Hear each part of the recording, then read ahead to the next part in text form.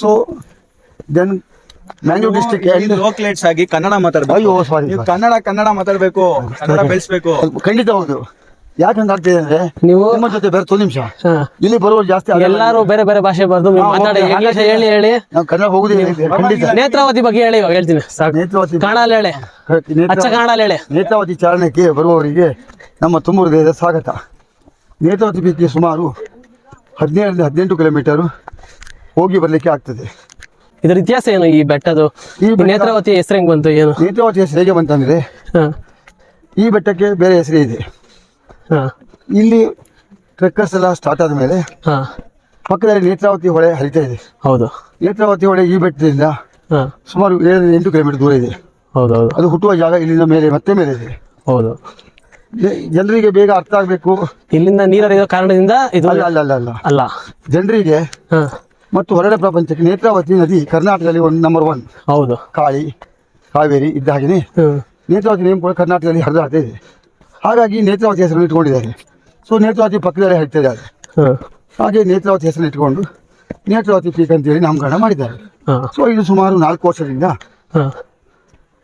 ಚಾರಣಕ್ಕೆ ಬಂದಿದೆ. ತುಂಬಾ ಜನ ಟ್ರೆಕ್ಕರ್ಸ್ ಬರ್ತಿದ್ದಾರೆ. ವೀಕೆಂಡ್ ಅಂದರೆ ಶನಿವಾರ ಸುಮಾರು 500-600 ಜನ ಬರ್ತಾರೆ. ಉಳಿದಂತೆ ಇಷ್ಟು ಜನ ಇರುವುದಿಲ್ಲ. ಆದರೂ ಕೂಡ ಈ ಸುತ್ತಮುತ್ತಲಿನ 4 ಚಾರಣ ಬೆಟ್ಟಗಳಲ್ಲಿ ನೇತ್ರಾವತಿ ಮೊದಲನೇ ಸ್ಥಾನದಲ್ಲಿದ್ದಾಳೆ.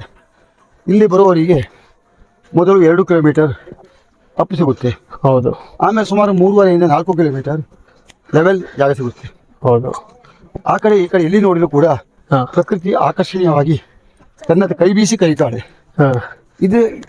ಇದರಿಂದ ಬರುವವರಿಗೆ ತುಂಬ ಖುಷಿ ಕೊಡುತ್ತೆ. ಎನಿ ಟೈಮ್ ಎಲ್ಲ ಸಮಯದಲ್ಲೂ ಕೂಡ ವ್ಯವಸ್ಥೆ ಫಾಗ್ ಇಲ್ಲಿ ಒಂದು ಅತಿ ಆಕರ್ಷಣೀಯ. ಮಳೆಗಾಲದಲ್ಲಿ ಮಳೆ ತುಂಬ ಇರುತ್ತೆ. ಲಾಸ್ಟ್ 1.25 ಕಿಲೋಮೀಟರ್ ಹೊಳೆಯಿಂದ, ನೇತ್ರಾವತಿ ಹೊಳೆಯಿಂದ ಕಡಿದಾದ ಬೆಟ್ಟ. ಸ್ವಲ್ಪ ಕಷ್ಟ ಅನಿಸುತ್ತೆ, ಆದರೂ ಗೊತ್ತಾಗಲಿಲ್ಲ.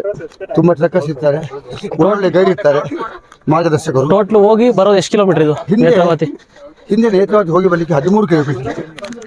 ಆಮೇಲೆ ಊರಿನಲ್ಲಿ ರೋಡ್ ಹಾಳಾಗುತ್ತೆ ಅಂತ ಹೇಳೋ ದೃಷ್ಟಿಯಿಂದ ಈ ಪಾಯಿಂಟ್ ಅನ್ನು ಚೇಂಜ್ ಮಾಡಿ ಕ್ಯಾಂಪನ್ನು ಮತ್ತೆ ಕೆಳಗೆ ತಗೊಂಡ್ಬಂದು wild life Kudremukh national park ಕಡೆಯಿಂದಲೇ ಹೋಗ್ಲಿಕ್ಕೋಸ್ಕರ ಮತ್ತೆ ಅಷ್ಟೇ ಮಾಡಿದ್ರಿಂದ 17-18 ಕಿಲೋಮೀಟರ್ ಆಗ್ತದೆ.